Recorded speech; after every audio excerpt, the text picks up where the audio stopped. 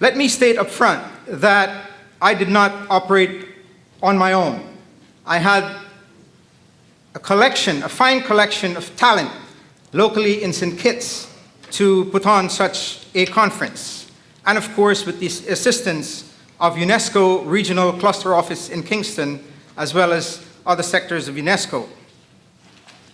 This is a UNESCO-organized conference, and St. Kitts and Nevis is the proud host through its National Commission for UNESCO. The theme of this conference is Climate Change Adaptation in the Caribbean, Ethics, Science, and Policies. Let us take a look at the back of the program, and you will see we have a wonderful scenery there of St. Kitts. That is our Southeast Peninsula. But a picture I would like to have you perceive at this moment is one of the Earth itself, the way an astronaut will look at the Earth. The astronaut refers to the Earth as home. Back to Earth, we see political divides, various political relationships, wars, environmental degradation, a constantly changing surface and atmosphere, and perhaps a dysfunctional home. We have brought here today politicians, earth scientists, and social scientists, all here in one room, and I guarantee you that it may affect the thermometer. While our Earth is rapidly changing due to natural factors, anthropogenic factors also contribute to such change. Indeed, it is a complexity of interrelationships that renders it difficult to fully understand. The focus of this conference is not about the usual platforms, information platforms that is, regarding what causes climate change and who is more responsible than whom. The focus is about value, knowledge, and action. Value in terms of ethics, knowledge in terms of scientific information, and policies in terms of action.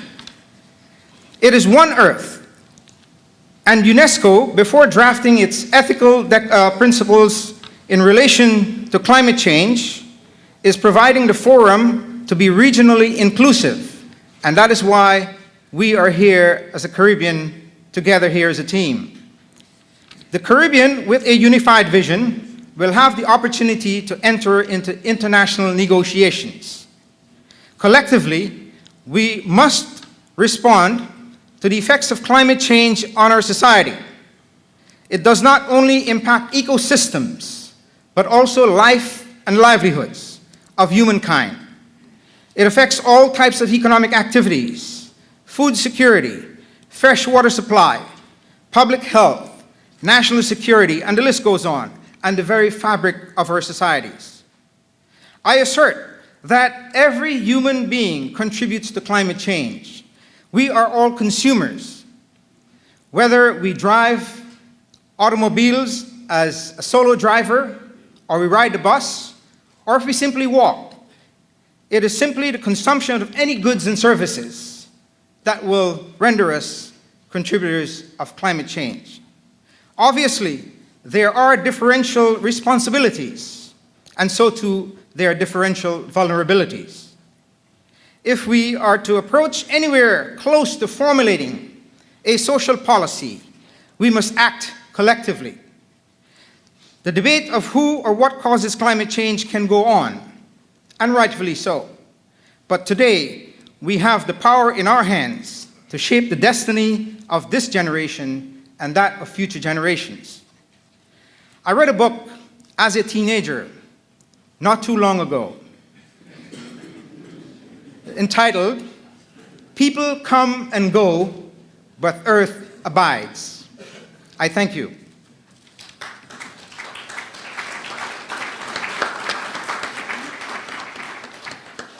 Now I would call upon the Honorable Nigel Cardy for some welcome remarks. Ladies and gentlemen, climate change, if left unaddressed or poorly addressed, will be the most life-altering factor of our generation. In fact, the extent to which we grapple successfully with the reality of climate change may very well determine how long we continue to inhabit this planet Earth that has accommodated us for millions of years. There is perhaps no other phenomenon that threatens us on the same scale and that requires such consistency and coordination of action from each and every one of us to ensure our collective security and survival. In this Caribbean region, and certainly here in St. Kitts and Nevis, we believe that climate change has already begun to affect us in many aspects of our existence. We have had to divert already scarce economic resources to repair damage to our roads, our agricultural sector, our tourism infrastructure, damage caused by extreme or certainly atypical weather patterns. And whilst far removed from the specific context in which the United Nations was founded a little over 65 years ago, the issue of climate change and all the direct consequences that flow from it have the potential to undermine peace and security in our countries and our world. People can live in peace only if they have a comfortable place in which to live, to work, to do business, and to prosper, and if they have a real chance of securing an even better place in the world for succeeding generations. How we deal with the issue of climate change will test our level of generational commitment and care. This, to my mind, is one of the most fundamental facets of the set of ethical principles surrounding climate change, and Caribbean peoples have to be alive to this. Right here at home, we have motivated interest in and research on how climate change affects tourism, agriculture, and other important economic sectors. Our graduate students, such as Randolph Hamilton, developmental organizations such as the Eastern Caribbean Central Bank, private sector development partners, all share a stake and have made commitments towards advocating for dealing with the issues arising out of climate change. I want to say a very special thank you to UNESCO for its vision and foresight in recognizing the need for support for the discussion of ethical principles related to climate change as one of the key areas for consensus building and policy formulation, and for taking deeply into consideration the huge stake that Caribbean societies have in these global matters. Moreover, we here in St. Kitts and Nevis are highly honored, though not surprised at all, for the confidence that you have so liberally reposed in us in having the government of St. Kitts and Nevis and the National Commission for UNESCO play the role of hosts for a meeting of such importance and centrality to the resolution of the concerns of climate change. I want to say thanks to Dr. Leighton Arrain, the able chairman of the local Climate Change Conference Steering Committee, Mr. Antonio Maynard, and all other steering committee members for accepting joint responsibility for ensuring an overall successful staging of this important meeting. Thanks to all of you. We have been fortunate to be here today and to have the support of so many of you. And we are additionally fortunate to have the support of the business sector here in St. Kitts and Nevis that is sensitive to our national needs, goals, and aspirations. The National Commission for UNESCO, the Ministry of Education and Information, and the government wish to thank PetroCaribe, Kittitian Hill, Windsor University, and CNC Superfoods for their partnership with us as we seek to bring together policymakers, thinkers, and experts to arrive at some regional common ground on ethical principles for climate change. Colleagues, we are extremely delighted that you have come to St. Kitts and Nevis from near and far. We thank you for wanting to be part of this important conference and for saying yes to the opportunity to be here in Paradise. Thank you very much and welcome.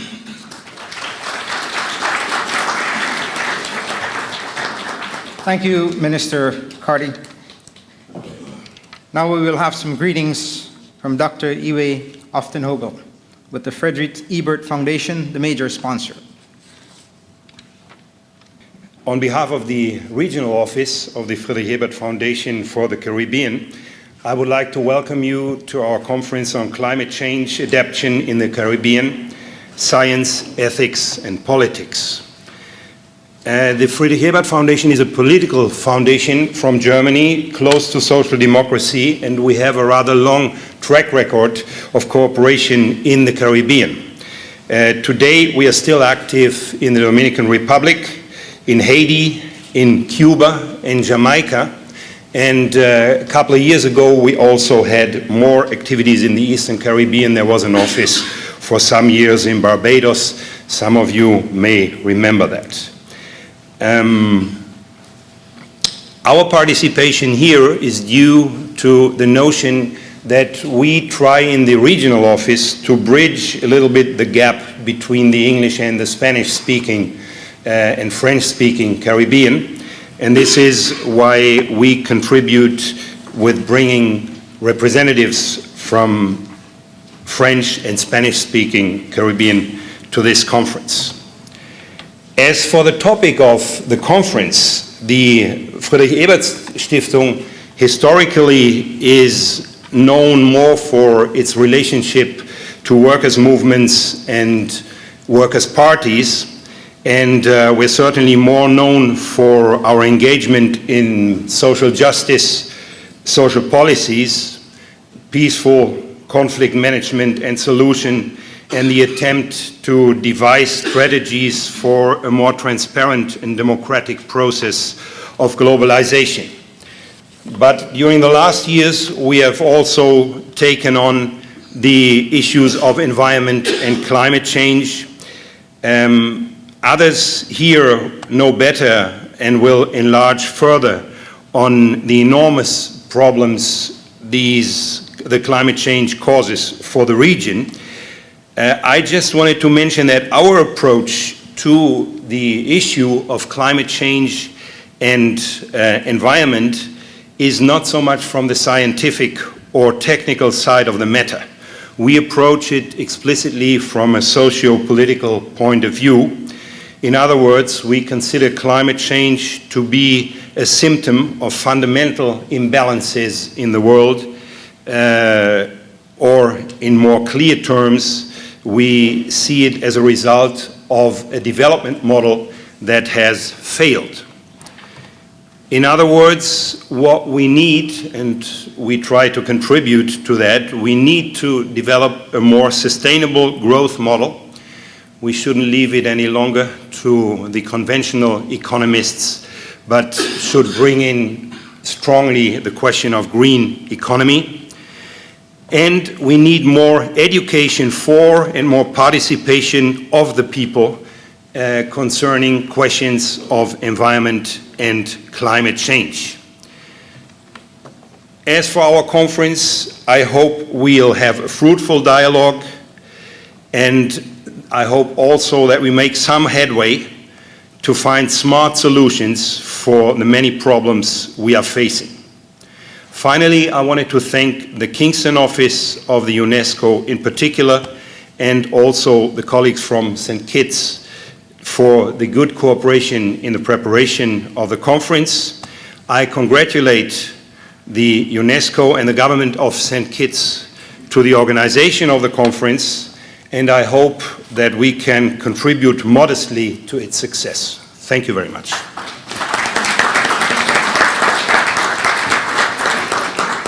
Thank you, Dr. Aftenhögel.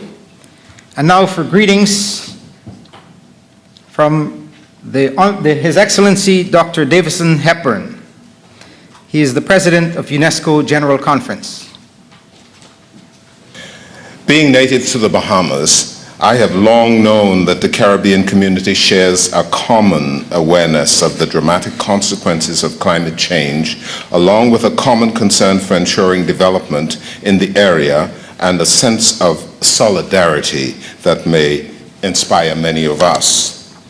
It is thus a great honor and a pleasure for me as President of the UNESCO General Conference to address you, this eminent audience, gathered here this morning in St. Kitts, Nevis, to develop a constructive dialogue between Caribbean countries and formulate a policy response to perhaps what's the most critical challenge currently facing the region and indeed the planet as a whole.